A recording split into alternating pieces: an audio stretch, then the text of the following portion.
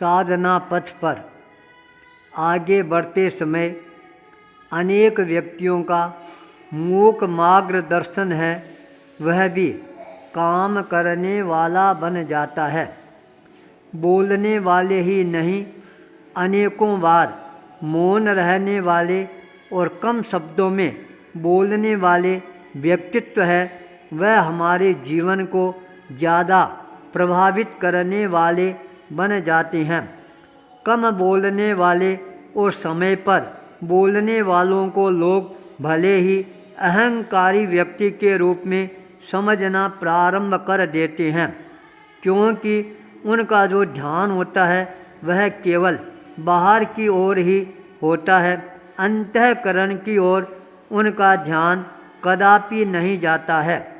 इसलिए उनकी सहजता को भी लोग अहंकार के रूप में परिभाषित करना प्रारंभ कर देते हैं। मैंने अपने जीवन में यह अनुभव किया, बोलने वाले नहीं, मौन रहकर सजेशन देने वाले जो व्यक्ति होते हैं, वही व्यक्ति किसी को साधना के पथ पर आगे बढ़ाने में अपनी महत्वपूर्ण भूमिका अदा करने वाले बन जाते हैं। लुधियाना चातुर्मास के अंतर्गत चातुर्मास आचार्य तुलसी कल्याण केंद्र के प्रांगण में प्रवेश करने से पूर्व हमारे को मरुधर भवन में एक रात्रिकालीन प्रवास करने का अवसर प्राप्त हुआ। उस समय वहाँ पर एक व्यक्तित्व से मेरा साक्षात्कार होता है, भाई विजय जिया से। जब उनसे बातचीत करने का सिलसिला प्रारंभ होता है, उसके जीवन के अनेकों अनुभव, बड़ी बड़ी घटनाएं हैं, वह मेरे को सुनने को मिलती है। उनके द्वारा अनेकों बातें भी कही गई, जो बातें आगे जाकर हकीकत के रूप में परिवर्तित होती हुई नज़र आनी प्रारंभ हो जाती है। ऐसे व्यक्तित्व ने अपने जीवन में असंभव कार्य भी संभव करके दिखला दिया था। मेरी दृष्टि में संतों की इच्छा को पूरी करने वाला वह व्यक्तित्व था विजय। मुनि श्री दुल्हराज्य स्वामी जब मंडी गोविंदगढ़ में बहुत ज़्यादा बीमार हो जाते हैं, उस समय डॉक्टर विश्वमोहन के सहयोग से उनको लुधियाना DMC हॉस्पिटल में लाया गया। वहाँ पर ऑपरेशन किया गया। पेट में इतना ज़्यादा पानी भर गया था। जब ऑपरेशन किया जाता है, उस समय पानी की धारा एक साथ में इतनी तेज़ी के साथ ऊपर उड़ती है, 10 फुट से भी वह धारा ऊपर पहुंच जाती है। देखने वाले लोग और डॉक्टर भी आश्चर्यचकित रह जाते हैं। लंबे विश्राम के लिए उनको डॉक्टर विश्वमोहन के ससुराल में ही रखा जाता है। उस समय मुनिश्री दुल्हराज्य स्वामी भारत माहुवाली महाकाव्यम का हिंदी रूपांतरण करवा रहे थे। एक भाग प्राप्त हो जाता है, पर एक भाग है वह कहीं पर भी प्राप्त नहीं हो रहा था। यह उनके मन की अंतिम इच्छा थी। विजय ने इस इच्छा को पूरी करने में महत्वपूर्ण भूमिका अदा की। इसलिए उसने कितना पसीना बहाया यह वह स्वयं ही जान सकता है, पर आखिर में सफलता प्राप्त करता है। वह ग्रंथ लाकर मुनिश्री को भेंट करता है, मानो उनके जीवन में नए प्राणों का संचार हो गया हो। सारी बीमारी भूल जाते हैं और तत्काल ग्रंथों का अनुवाद करना प्रारंभ कर देता है। ऐसे व्यक्तित्व से परिचय होना और भी ज़्यादा महत्वपूर्ण बन जाता है।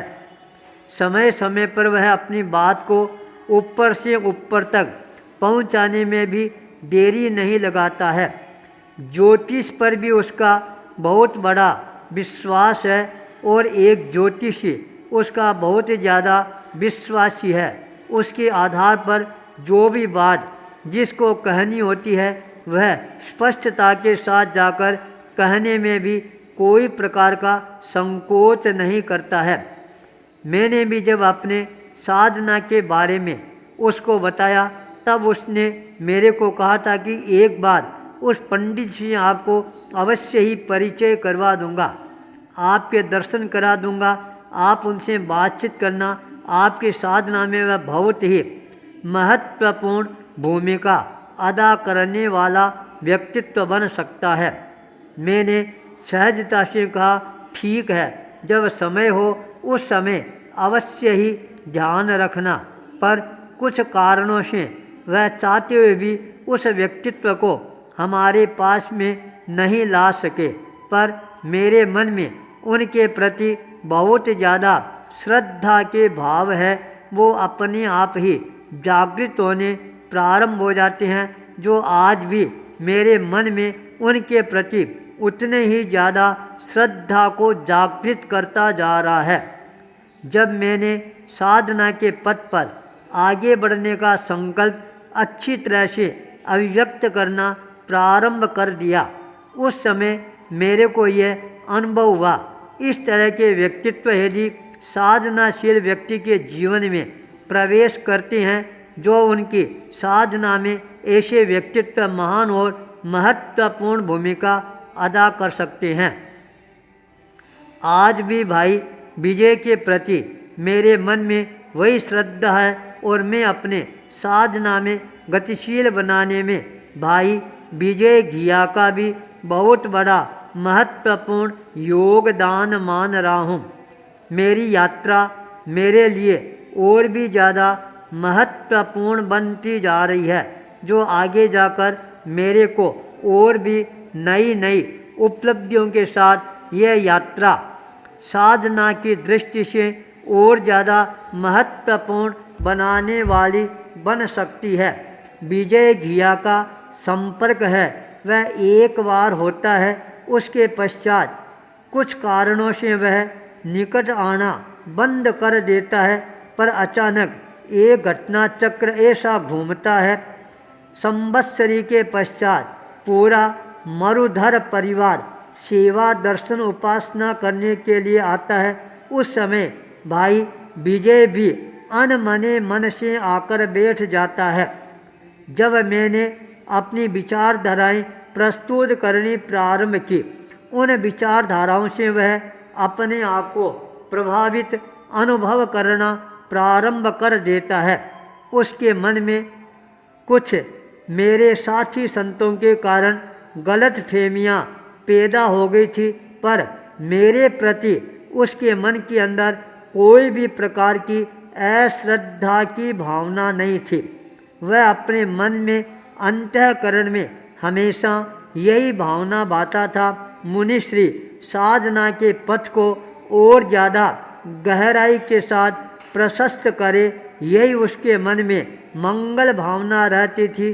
जब मैंने साधना का रोड मैप प्रस्तुत किया और वह रोड मैप जब किसी के माध्यम से उसके हाथ में पहुंचता है और वह उस रोड मैप को बहुत ही अच्छी तरह से पढ़ता है और यह कहने में संकोच भी नहीं करता है, मुनिश्री का संकल्प बल है वह अटल है, अचल है, अटूट है।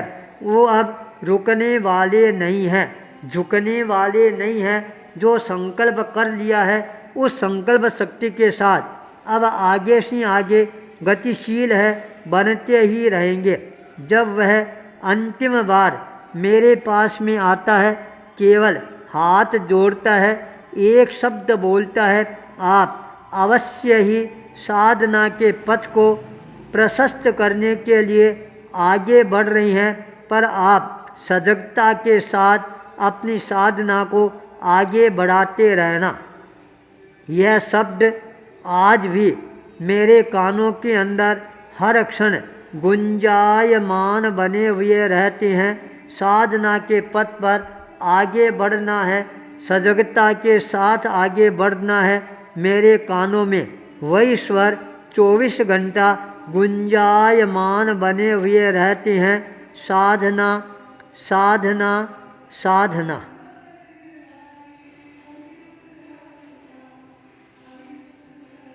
नया जन्म, नई यात्रा।